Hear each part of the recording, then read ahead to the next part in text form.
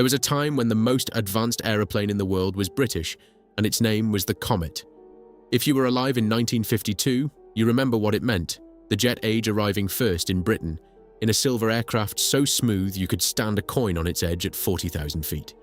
It was built by de Havilland at a Hertfordshire aerodrome called Hatfield, 3 whole years ahead of the Americans. American Airlines lined up to buy it. The Queen Mother herself took the controls. For one bright moment, exhausted, broke, post-war Britain had beaten the world to the future. And then, less than 2 years after it carried its first passengers, the Comets stopped flying. All of them. For good. How does a nation lose a lead like that? A lead it may never get back. What really happened to the most beautiful aeroplane Britain ever built? Chapter 1. The Man Who Buried His Sons. The story of the most advanced aeroplane in the world begins, as these stories so often do, with a grieving man. In the spring of 1949, at an aerodrome in Hertfordshire called Hatfield, an aging designer walked out to watch the machine that would carry his name take shape in the flight sheds. His name was Geoffrey de Havilland. He was 66 years old, and he had already buried more than most men are asked to bury in a lifetime. He wasn't the sort of man you'd expect to find at the frontier of the jet age.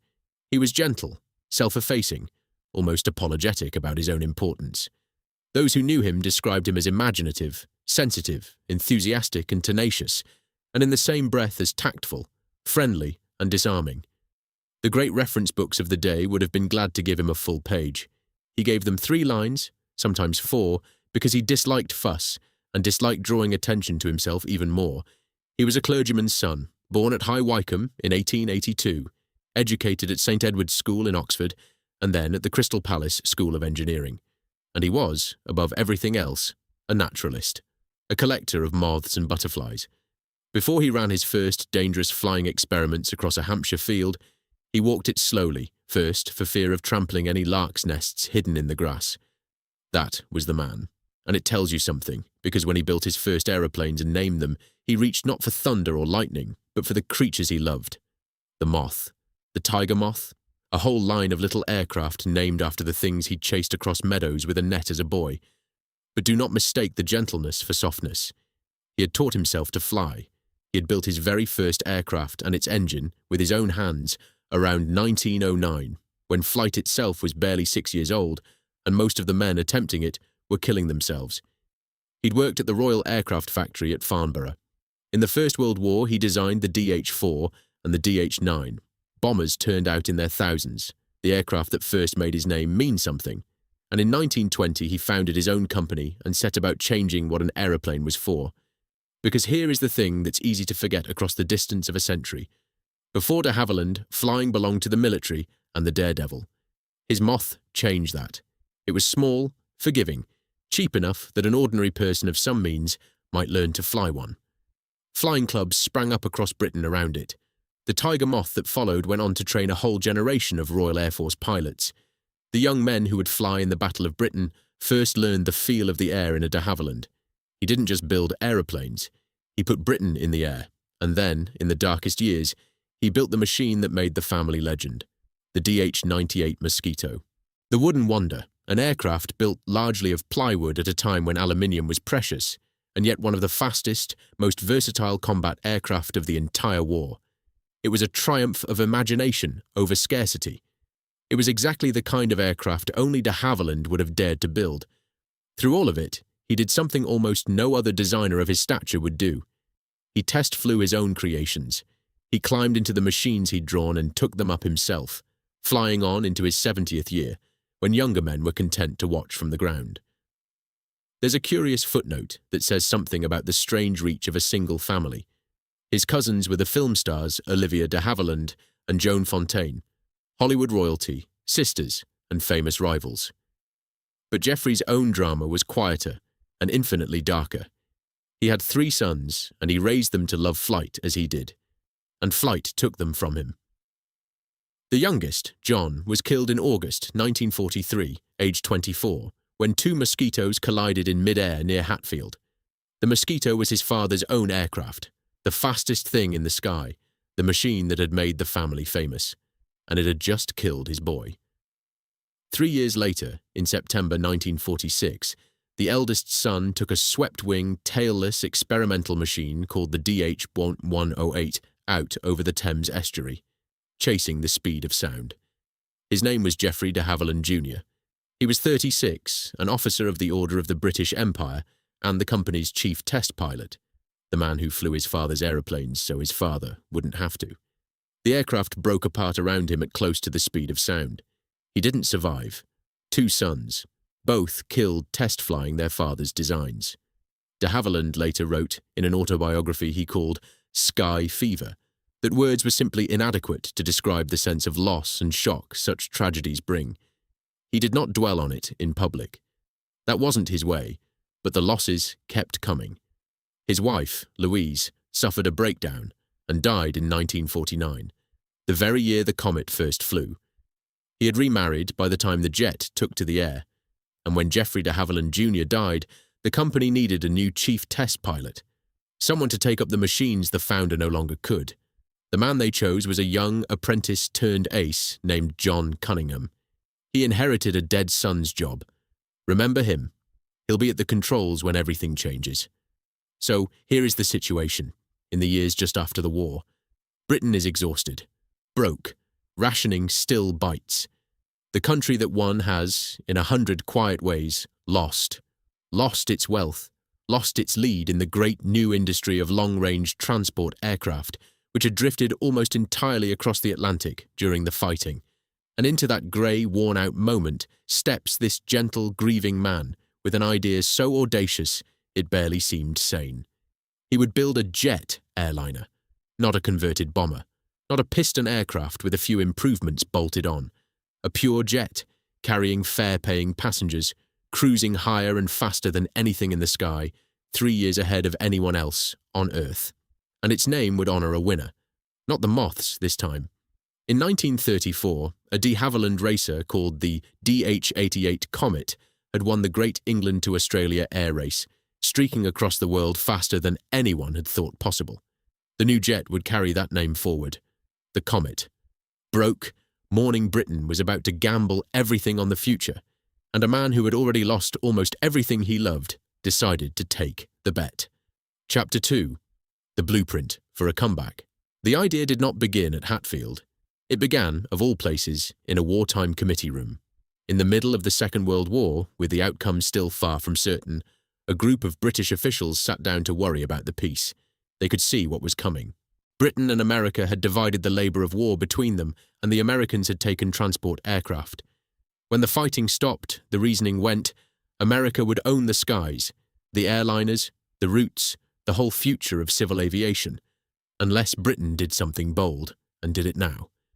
The committee took its name from its chairman, Lord Brabazon of Tara, and he was a colourful choice.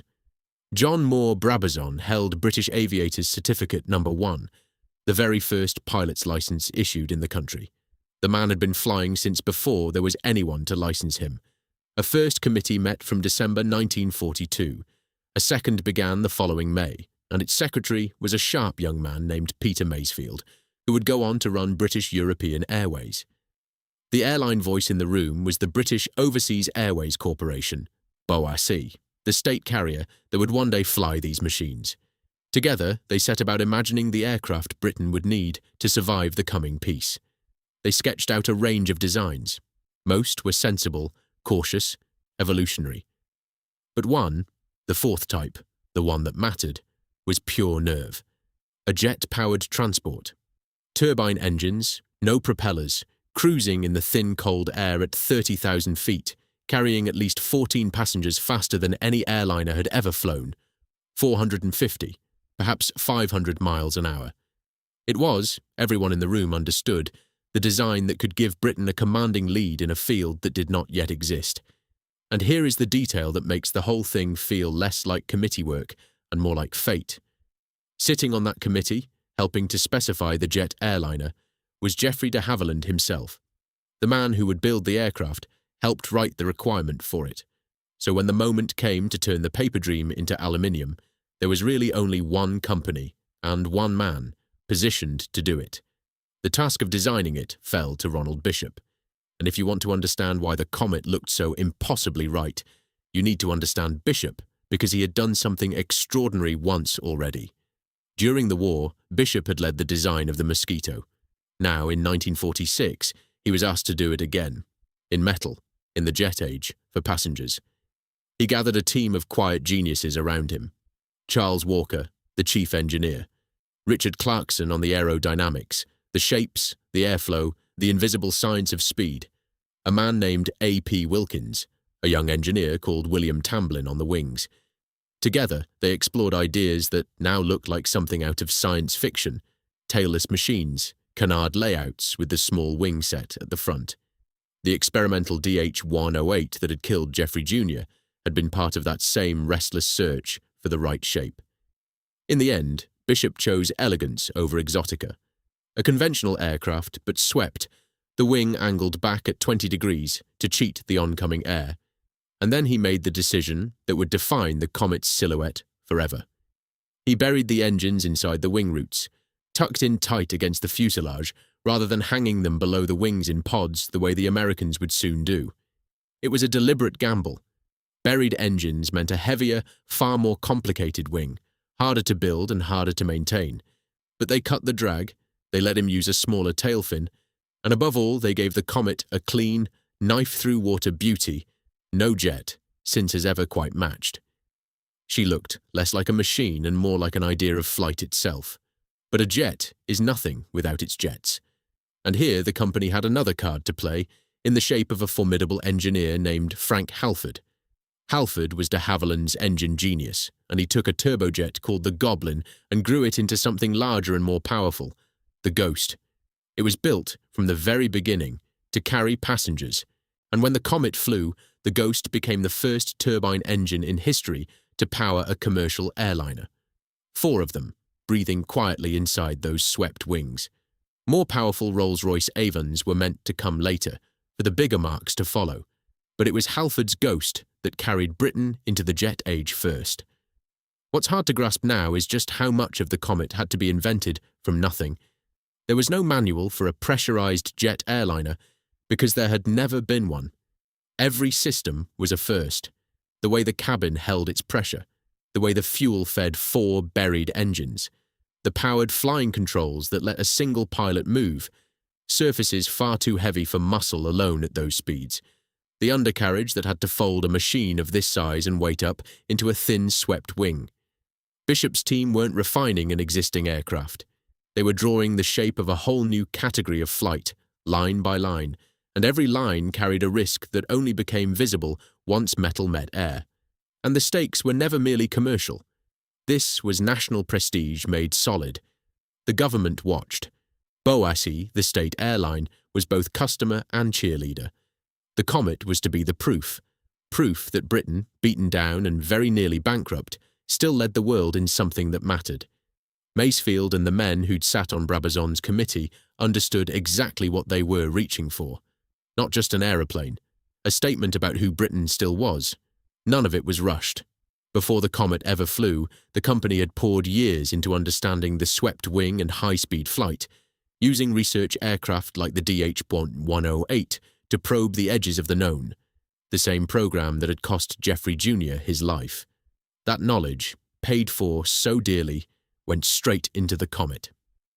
By the time Bishop's design left the drawing board, it rested on a mountain of testing, calculation, and hard-won experience, which is part of what makes everything that followed so difficult to bear.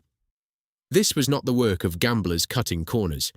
It was the work of the most careful team in the country, doing everything right by every rule anyone had yet thought to write. So by the summer of 1949, it had all come together. The requirement, written partly by de Havilland himself. The shape, drawn by the man who'd built the Mosquito. The engines, conjured from a wartime turbojet by a man who understood combustion the way a composer understands sound. And behind all of it, a whole nation's hope for a comeback, resting on one radical machine. On a runway at Hatfield, painted and gleaming and utterly unlike anything the world had ever seen, a new shape stood waiting for the wind. Chapter 3. She flew like a dream. The 27th of July, 1949, a date that mattered twice over, because it was also Geoffrey de Havilland's 67th birthday. The founder had lost 2 sons to flight, and on his birthday, the aircraft that carried his name was about to leave the ground for the first time.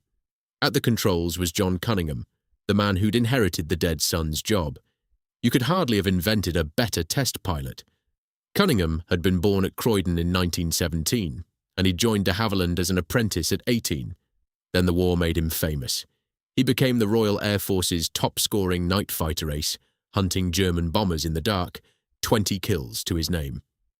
And here's the story the public was told about how he did it, that he ate enormous quantities of carrots, and that the carrots gave him extraordinary night vision. Cat's eyes. Cunningham, the newspapers called him. It was a lie, a deliberate one. The carrot story was wartime propaganda, a cover to hide the real secret. Airborne radar, the invisible eye that let a fighter find its prey in total darkness. Cunningham detested the nickname for the rest of his life. But the myth stuck, the way myths do. And it's worth holding on to that idea as this story unfolds, because the Comet, too, would one day be buried under a myth. A simple, wrong, satisfying story that hid a far more difficult truth. But that comes later. That July morning, Cunningham took the prototype up with a small crew. His co-pilot, Harold Waters, known to everyone as Tubby, the engineers John Wilson and Frank Reynolds, and a flight test observer named Tony Fairbrother. The aircraft was designated GALVG. It rolled, it lifted, and it flew.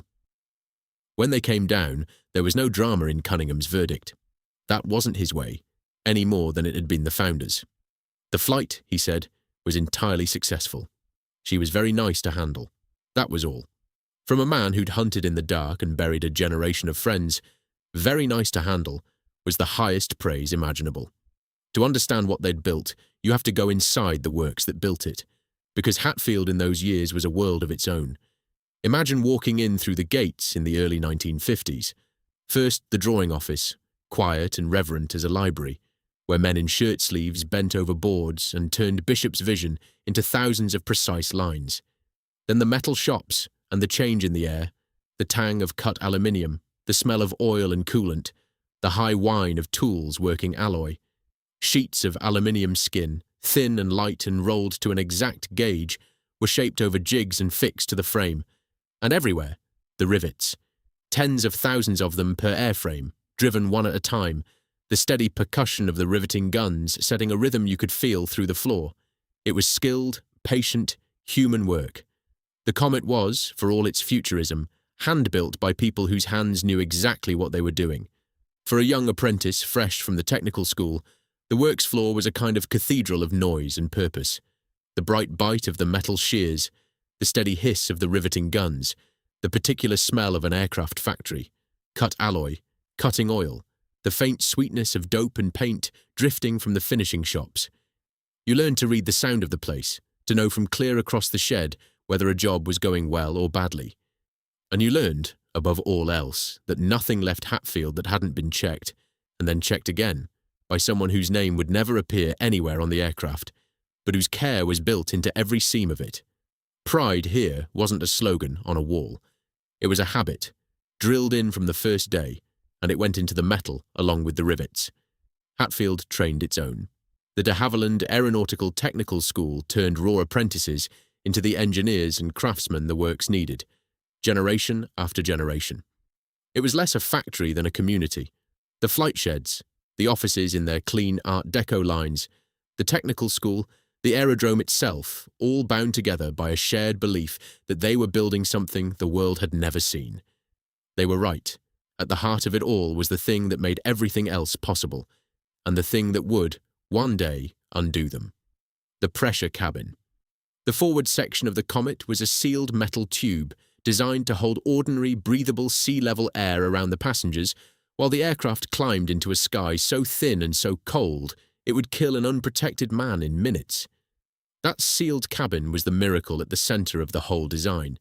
It was what allowed the smooth, high, fast flight that would astonish the world, and de Havilland's engineers took it seriously. They were, by any measure, among the most careful in the world. They built the cabin stronger than the regulations of the day demanded, tested it hard, pressurized it, and drained it and inflated it again. and satisfied themselves it was sound. By every standard anyone understood, in 1949, it was. But to fly high, you have to pressurize. And to pressurize, you have to inflate and deflate that metal tube on every single flight, over and over, for years on end. What that endless flexing would slowly do to aluminium, how metal itself grows tired under repeated stress, and finally, quietly, gives way, was a science that barely existed anywhere on Earth. It was not that the men at Hatfield were careless. It was that the question they most needed answered had not yet been asked by anyone alive. In 1949, all of that lay in the future and out of sight. What was visible was the flying, and the flying was extraordinary. The test program unspooled through the following years, and everyone who flew the Comet came away changed. She was fast. She was quiet. Above all, she was smooth, free of the hammering vibration and the endless clawing climb of the piston airliners, which crawled up through the weather while passengers gripped their armrests. The Comet simply rose above all of it, into the calm, and cruised. Pilots who'd spent whole careers wrestling propeller aircraft through storms found themselves gliding over the tops of them in the sunshine. Tony Fairbrother, who'd been aboard that very first flight, put it as plainly and as grandly as anyone ever has. He said he didn't think it too much to claim that the world changed from the moment its wheels left the ground. He was right. The trouble was, the world had not yet learned the whole of what that change would cost. Chapter 4. The World Grows Small, the 2nd of May, 1952. London Airport. A Comet in the markings of the British Overseas Airways Corporation stood on the apron in the afternoon light. Registration G. Alip, Yoke Peter, the crews called her, from the phonetic alphabet of the day. At 12 minutes past 3 in the afternoon, she began to roll. Aboard were 36 passengers, 6 crew, and 30 bags of mail. Her destination was Johannesburg, 6,724 miles away, down the whole length of Africa, by way of Rome, Beirut, Khartoum, Entebbe, and Livingstone. At the controls was Captain Michael Magendie, and that ordinary-looking departure was, in truth, one of the hinges of the 20th century. It was the world's first scheduled jet passenger service. For ordinary, fare-paying human beings, the jet age began at 12 minutes past 3 that afternoon. The chairman of the airline, Sir Miles Thomas, joined the flight for its final leg, the boss coming aboard to feel the future for himself. And the future, it turned out, ran early. Yoke Peter touched down in Johannesburg 14 minutes ahead of schedule. Now try to feel what those passengers felt, because it was genuinely new under heaven. The Comet cruised at 40,000 feet, twice the height of the piston airliners it replaced. It flew at something close to 490 miles an hour, nearly twice their speed. It was, in the language of the time, above the weather. No storms, no lurching through cloud, no engines hammering at the ears for hour after hour, just a smooth, quiet, sunlit passage over the top of the world. The cabin was so still that a passenger could stand a coin on its edge on the table in front of them and watch it sit there, upright, untroubled, as the aircraft crossed continents. Hold on to that coin. It will come back to this story later, in a way no one aboard could possibly have imagined. The effect on people was almost spiritual. There was a sense, passengers said, that suddenly the world had become a smaller place. Distances that had shaped human life for the whole of history simply collapsed. A businessman could breakfast in London and dine, the same day, somewhere he'd once have needed a week to reach. And he'd arrive rested, unshaken, stepping down from an aircraft that had carried him in something close to silence. It felt less like travel than like magic with a timetable, and it looked the part. The Comet's cabin was a place of quiet luxury, wide windows framing a view no airline passenger had ever had, of the curved earth far below and a sky gone deep, deep blue at the edge of space. Stewards served proper meals on proper china. Passengers dressed for the occasion, because flying the Comet was an occasion, the most modern thing a person could do.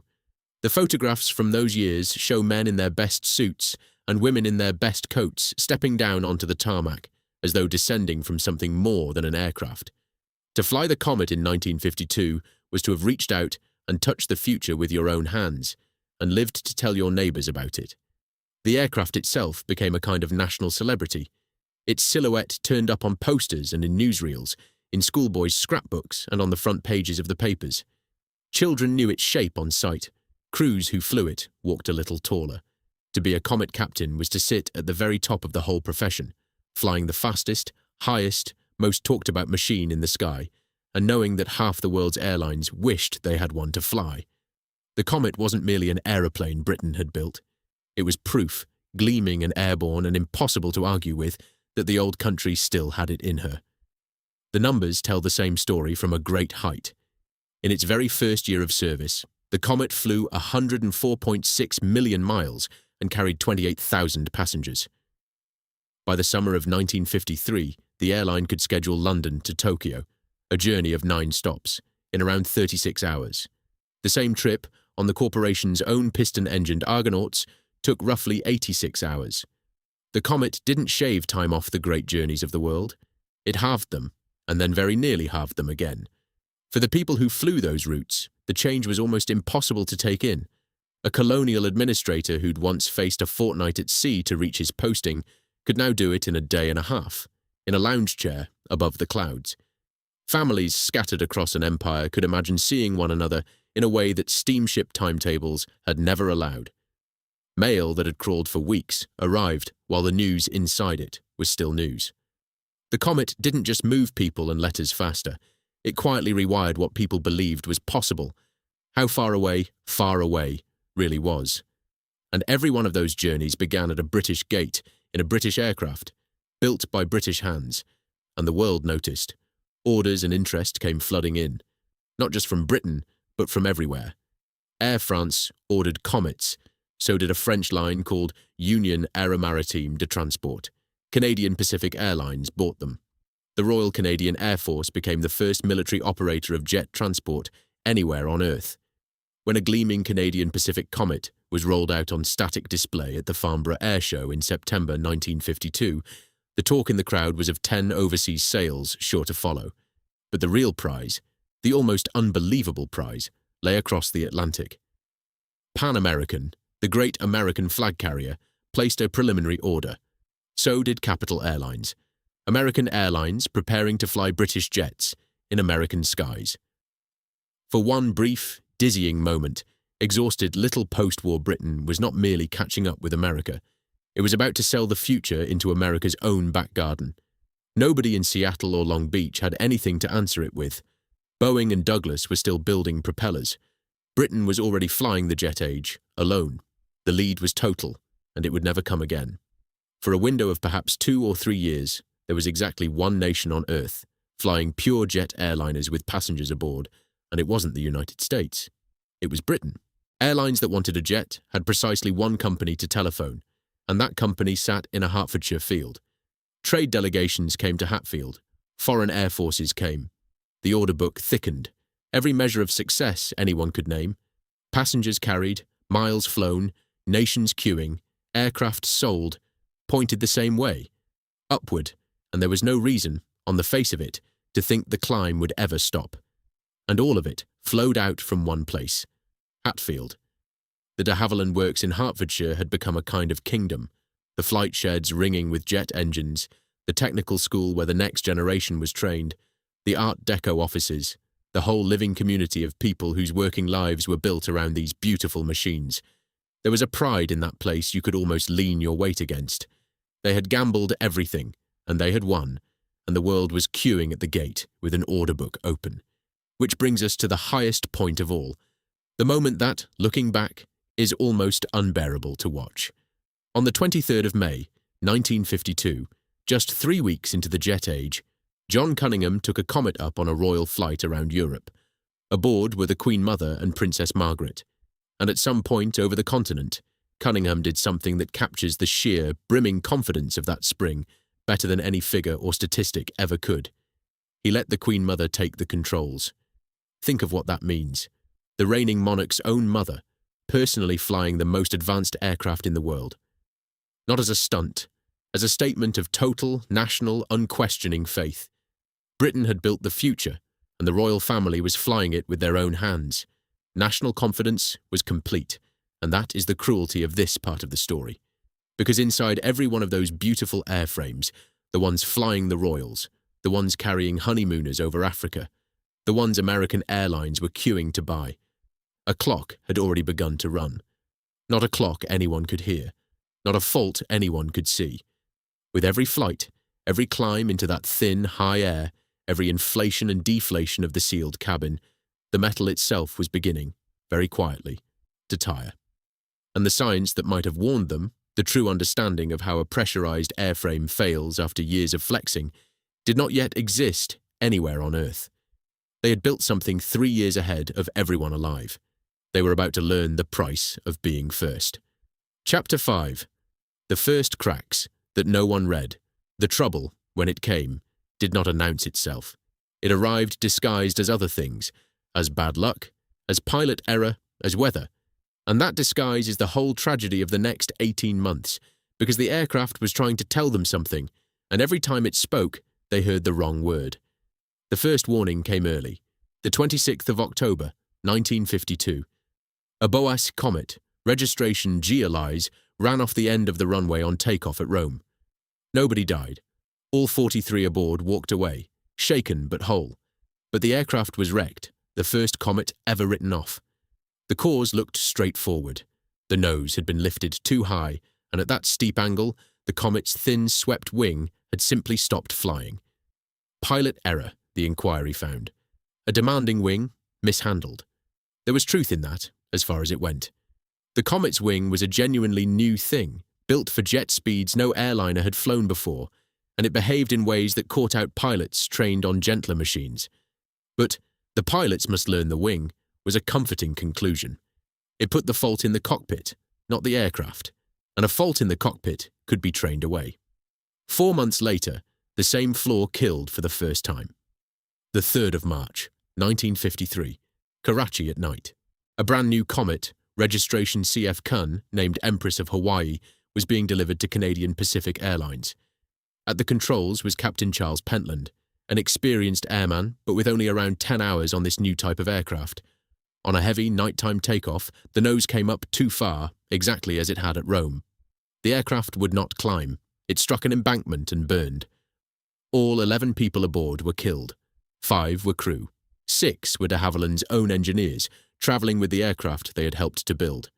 Among the dead was a navigator named John Cook of Vancouver, whose family would carry the loss for generations. Think for a moment about what that crash meant. The jet age was not yet a year old, and it had already taken its first lives, and taken among them 6 of the very men who understood the aircraft best. The world's newspapers, which had lavished such praise on the Comet, now watched it with a cooler eye. Canadian Pacific quietly declined to take up its remaining Comets. Something was beginning to gather around the beautiful machine. Not panic, not yet, but a shadow. And still the confidence did not break. Because each disaster came wrapped in its own tidy explanation, and a tidy explanation is a kind of comfort. It lets you keep flying. Rome had been the wing. Karachi had been the wing. 2 aircraft lost in 5 months, yes, but to the same understood cause, and a cause the engineers were already fixing. The machine that had shrunk the world went on shrinking it. Boac flew its Comets. The routes lengthened. The passengers came. It was the first fatal crash of a jet airliner in the history of the world, and yet the meaning still seemed clear. Same cause as Rome. That unforgiving wing lifted too steeply into the dark. So the engineers went to work. They redesigned the leading edge of the wing. They wrote new instructions for the pilots, and the takeoff accidents stopped. It was, in its own way, a triumph, a problem found, understood, and beaten. And it deepened exactly the wrong belief, because if the Comet's dangers could be run down and fixed like this, one at a time, then the Comet itself was fundamentally sound. Every solved problem made the next, unsolved one that much harder to imagine. You can see, from the inside, how reasonable it all felt. 2 crashes, 1 cause, a fix that worked. The Comet's troubles were understood, and being understood, they seemed beaten. The confidence returned. The orders held, which is precisely what made the next disaster so easy to file in the wrong drawer. The 2nd of May, 1953, 1 year to the very day, after the world's first jet service had lifted out of London to a nation's cheers, A Boise Comet, registration GLIV, took off from Calcutta into a monsoon sky. At the controls was Captain Maurice Haddon. 6 minutes after takeoff, climbing into a violent thunder squall, the aircraft broke apart in the air. All 43 aboard were killed. The inquiry looked hard at the storm, and the storm was ferocious. It concluded that the aircraft had been overstressed, torn apart either by the sheer violence of the gusts or by a pilot hauling too hard on the controls in the chaos. Structural failure, yes, but structural failure caused by the weather. And here is the thing that could not be seen then and can only be seen now with everything we have since learned. That aircraft over Calcutta was almost certainly the first Comet to die of the real disease, the first airframe whose sealed cabin, flexed and stressed 1,000 times over, had begun to fail from the inside. But it came apart inside a monster of a storm, and so the storm took the blame, and the truth crept back into hiding to wait.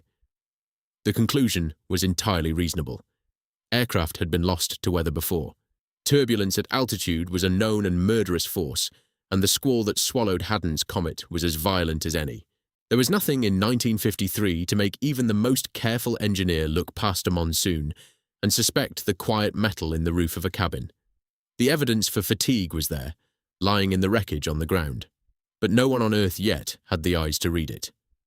By the close of 1953, the mood at Hatfield and at BOAC was careful, but confident. The takeoff problem was solved. Calcutta had been a freak of weather. The Comet was still the most advanced aircraft in the world. Still selling, still flying the long routes no rival could touch. The clouds were gathering over all of it, and nobody inside those walls could read the sky. Chapter 6. Yoke, Peter. The 10th of January, 1954. At Rome's Ciampino Airport, a Comet lifted off at 9:30 in the morning, bound for London. It was the last leg of a long flight up from Singapore. The aircraft was Geolip, Yoke Peter, the very same machine that, less than 2 years before, had flown the world's first jet passenger service out of London to the cheers of a watching nation. The aircraft that had started it all. It had been a long way from home. This was the tail end of a marathon route up from Singapore. The aircraft and its people threading back across the world, leg by leg, the way the Comet had made almost routine. Rome was the last stop before London. A few hours more, and Yoke Peter would have been down on English soil, its passengers home, another impossible journey made ordinary. At the controls was Captain Alan Gibson, 31 years old, holder of the Distinguished Flying Cross, one of the youngest captains in the entire corporation, with well over 1,000 hours on Comets in his logbook. Beside him sat First Officer William Berry, 33. Behind them, Engineer Officer Francis MacDonald and Radio Officer Luke McMahon. 2 cabin crew looked after 29 passengers. 10 of those passengers were children. Among them was Chester Wilmot, the celebrated Australian war correspondent whose broadcasts had carried the sound of the Second World War into millions of homes. There was a woman named Dorothy Beecher Baker, travelling in the service of her faith. Ordinary people and famous ones, honeymooners and grandparents and children, all climbing away from Rome into a clear blue winter morning, in the most modern aircraft on Earth. 10 children. At this distance, it is easy to let 35 deaths blur into a number, but they were nothing of the kind. They were families going home, colleagues returning from postings on the far side of the world, a war reporter who had lived through the war, a woman who had given her life to her faith, and 10 children who had very likely spent that flight with their faces pressed to those wide, clear windows, watching the Earth slide past from a height no child had ever seen it from before.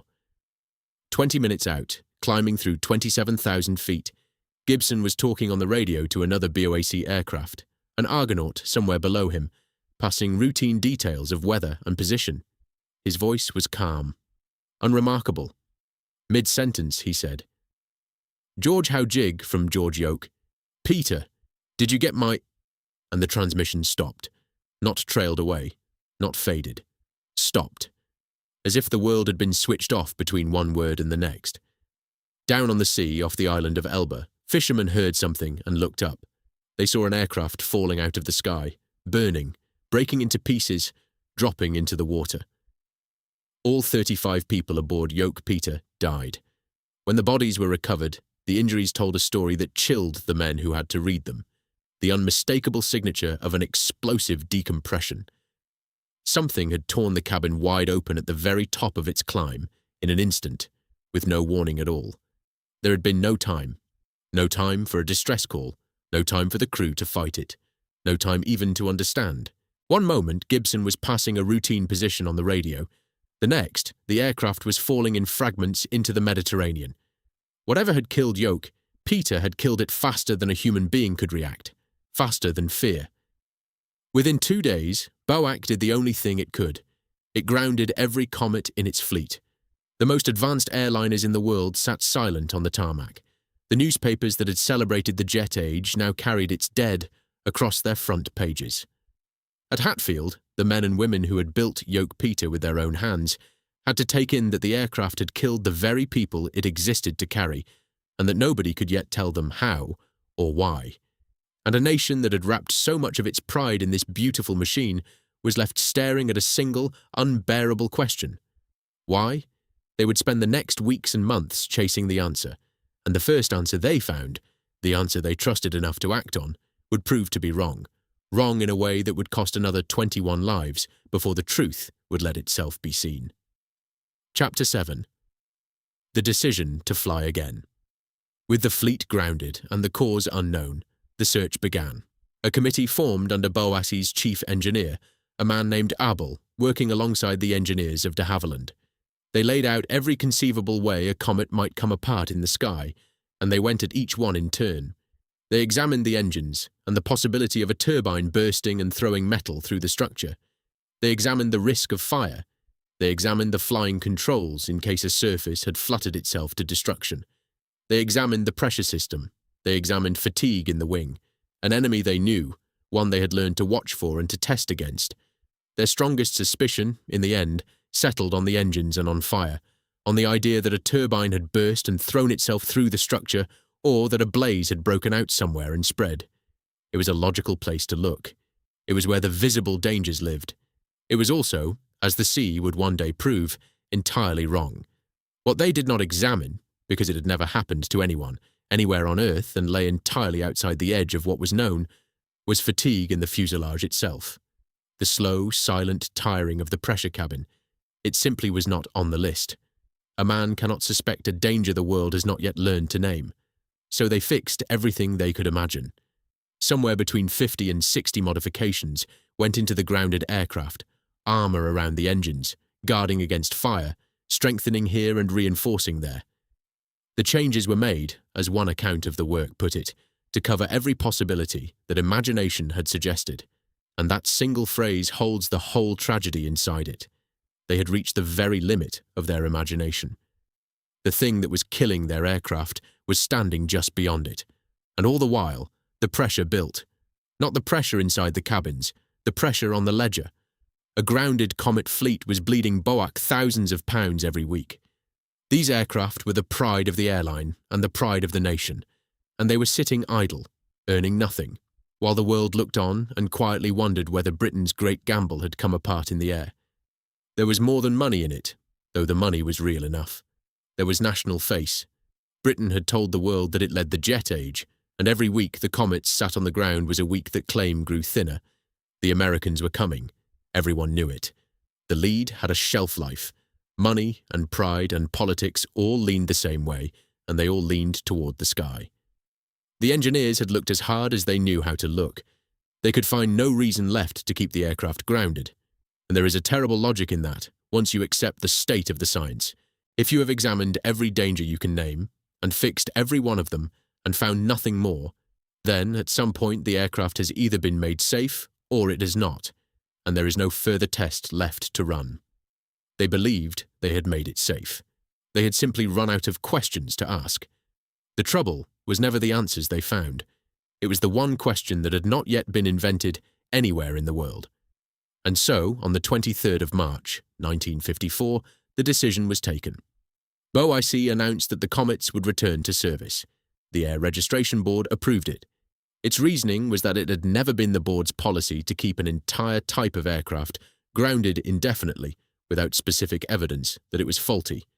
and no such evidence had been found. Sir Miles Thomas, the chairman, backed the return. De Havilland backed it. The responsible ministers, Alan Lennox Boyd and Duncan Sandys, let it proceed. It was not a reckless decision. That is the hardest part of all this to sit with. Every single person involved genuinely believed the modifications had dealt with the danger.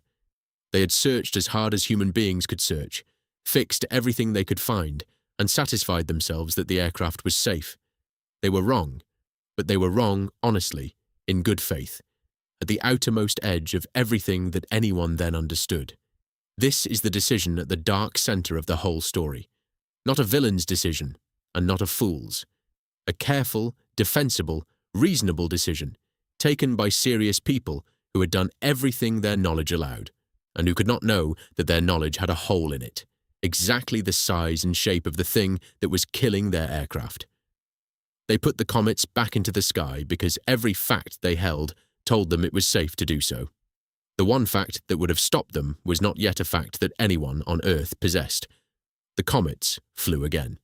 They had 16 days. Chapter 8. Yoke, Yoke.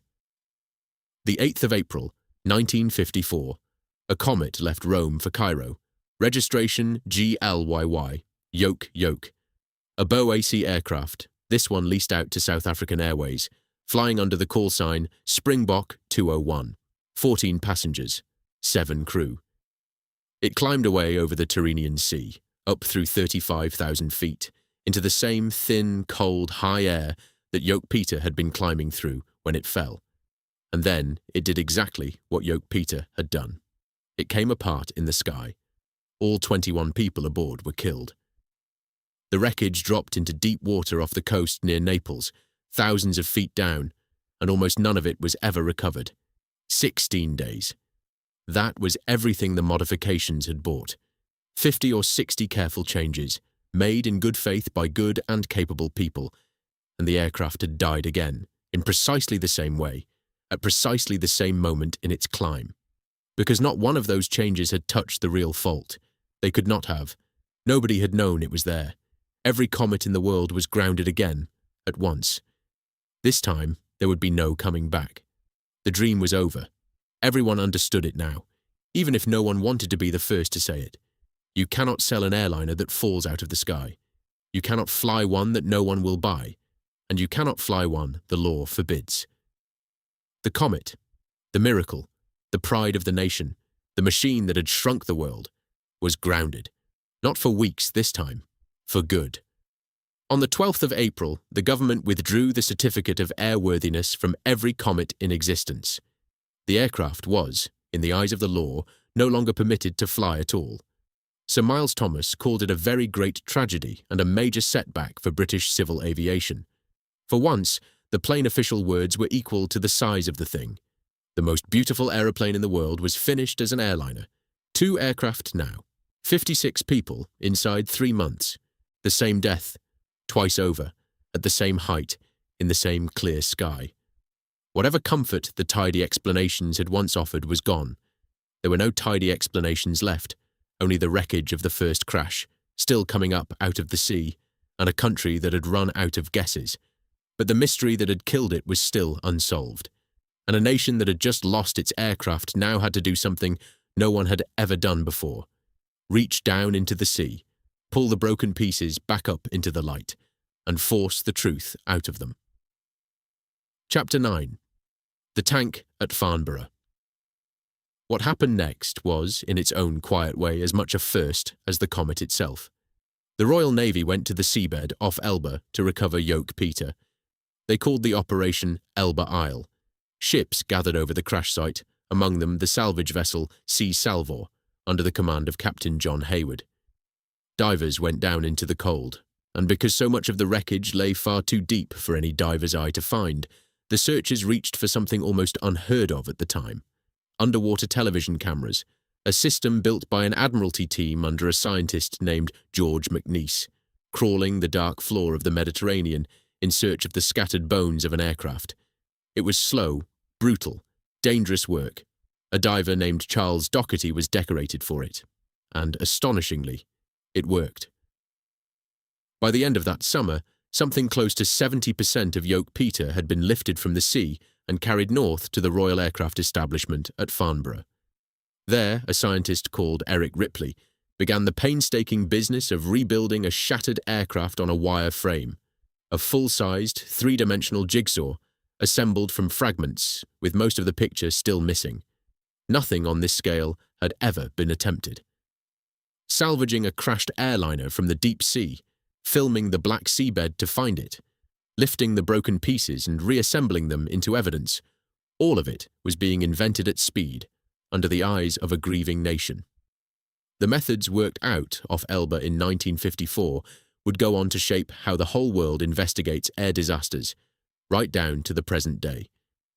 Leading the whole investigation was a remarkable young man named Arnold Hall.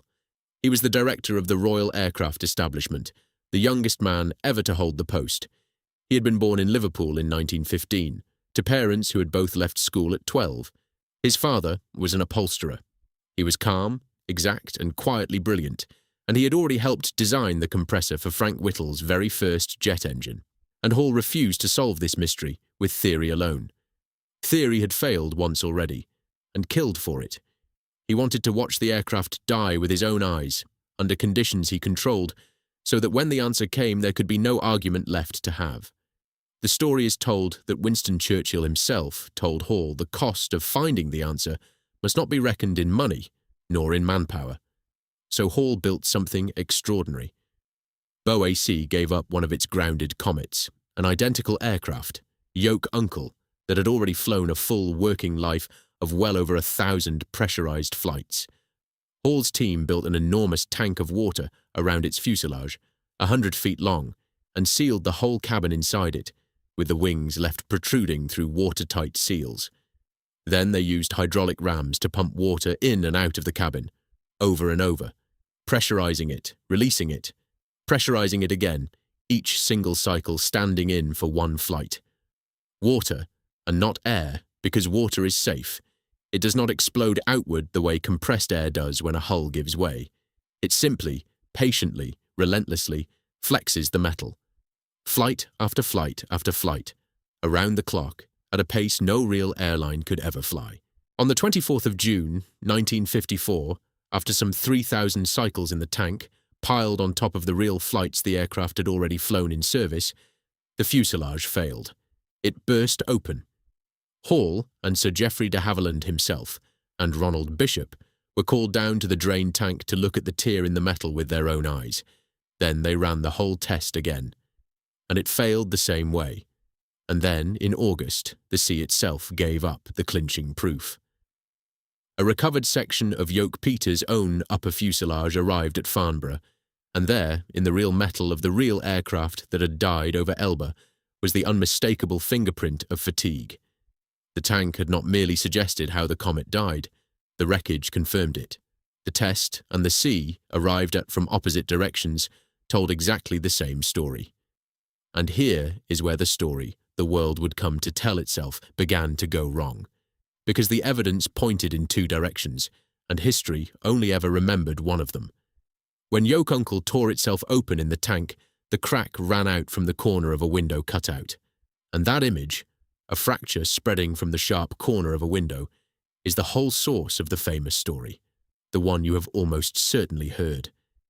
That the Comet was killed by its square windows, their sharp corners concentrating the stress until, at last, the metal tore itself to pieces. It is a clean story, simple, satisfying, and it is not quite what happened, because the tank was a test rig. When Hall's team turned to the real wreckage, the actual pieces of Yoke Peter, hauled up from the sea and laid out at Farnborough, they found that the crack which had truly destroyed the aircraft over Elba had not begun at a passenger window at all. It had begun in the roof, high on the top of the fuselage, at the corner of a small opening cut for a radio aerial, the automatic direction finder window. The metal had started to fail, and it had not even begun at the edge of that opening. It had begun at a tiny rivet hole in the skin nearby, a hole with an almost invisible imperfection, at a place where the stress was actually rather modest.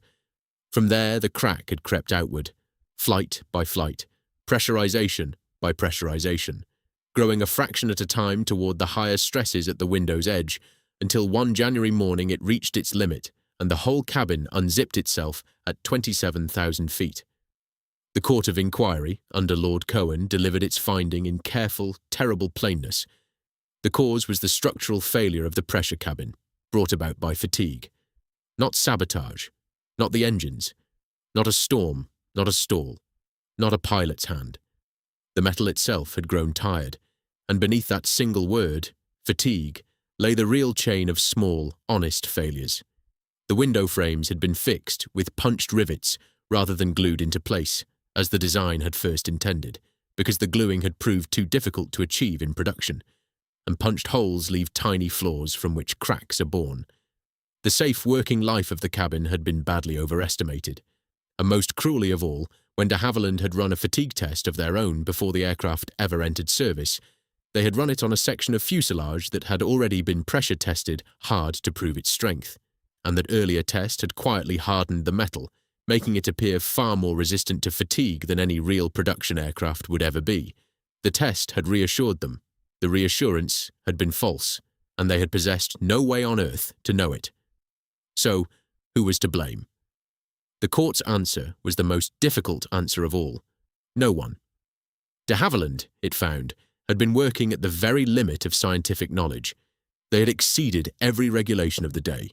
They had tested more than they were ever required to test. Ronald Bishop gave evidence, with plain and evident honesty, that it had been a great surprise to him when the fuselage blew apart in the tank. And Lord Brabazon, the man whose committee had first dreamed the aircraft into being, put it better than anyone. It is metallurgy, he told the court, not aeronautics, that is in the dock. The Comet had not been destroyed by a blunder. It had been destroyed by the price of going first, by asking a question that no one on earth yet knew how to answer, and paying for the answer in lives. That answer, when it finally came, was complete, and it came too late to save a single thing that mattered. Chapter 10. The Lead That Never Came Back. The Comet, the world had fallen in love with, never carried a paying passenger again. De Havilland went back to the drawing boards and spent 4 years making it right.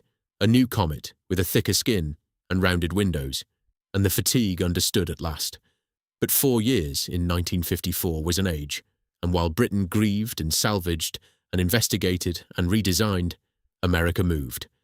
Boeing had flown the prototype of its 707 that very same July of 1954, in the weeks between the tank test and the verdict. Douglas studied the Comet findings closely as it designed its own jet, the DC-8, and built the pressure cabin knowing exactly what had killed Yoke Peter. Everything Britain had learned in blood and salt water, the Americans absorbed for nothing.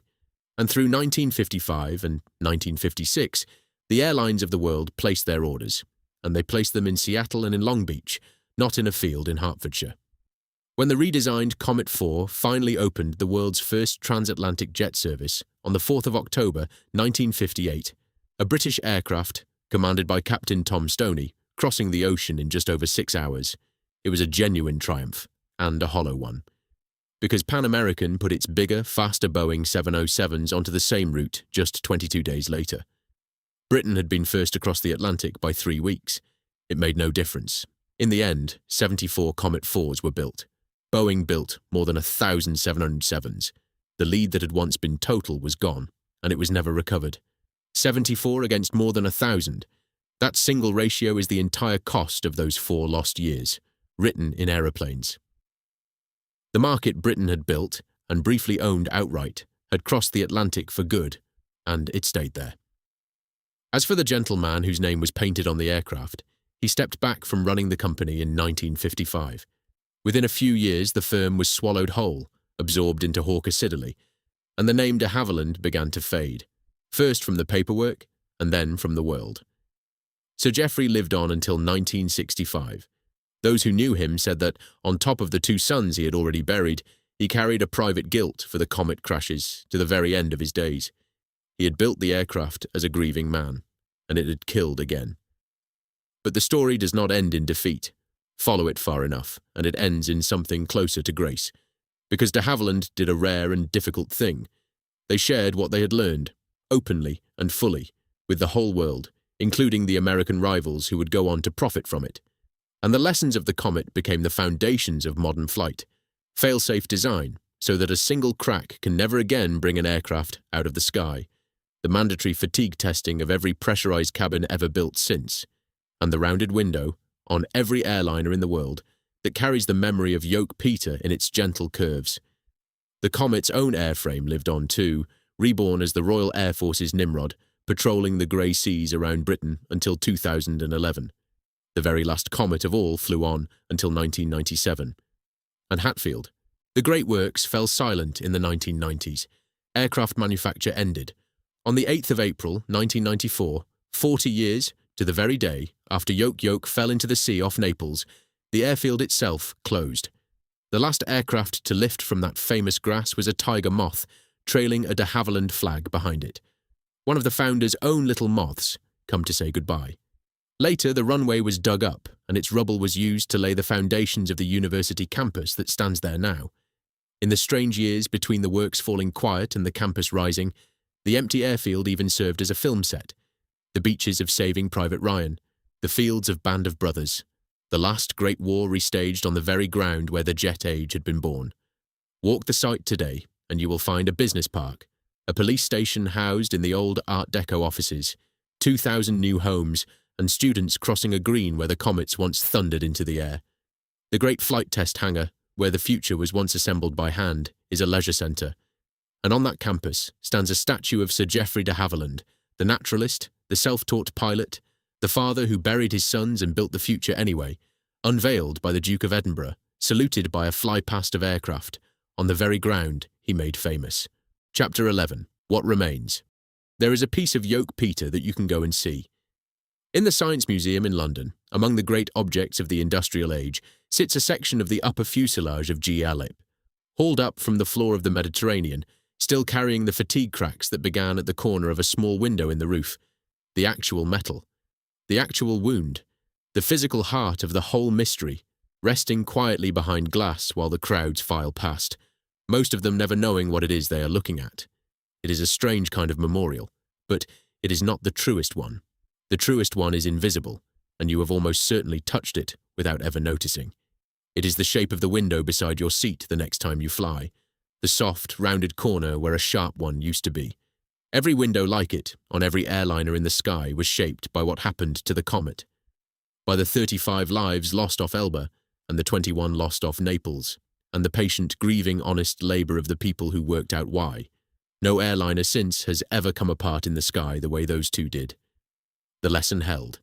It was learned once, at the outermost edge of human knowledge, and it never had to be learned that way again.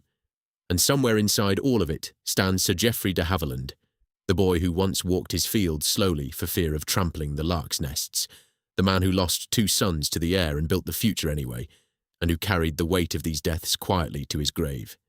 He never set out to teach the world this particular lesson, but he did, and the world has kept it ever since.